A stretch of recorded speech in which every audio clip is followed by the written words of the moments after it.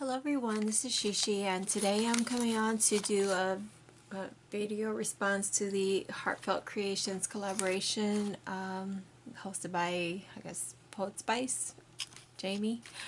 So I'm making a Valentine's Day card. I'm sending these to the senior citizen facility in my area.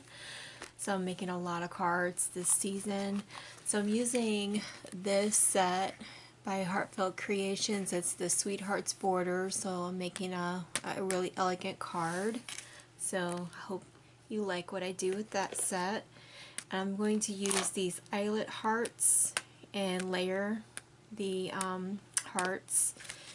And I'm also going to use Happy Valentine's Day sentiment from this Justrite sentiment set. I'm not sure if it's still available. I got it from Amazon a while ago. I'm going to use my crocodile to round the corners and Versamark ink to emboss the sentiment and some silver Recollections paper. I'm also going to use, a lot of people ask all the time, some metallic silver poster board paper from, I don't know, I think it's Dollar Tree or Hobby Lobby. I have all my silver poster board mixed up. And of course I use this tool by EK Success to prepare my paper so I can emboss. So sit back and enjoy the process.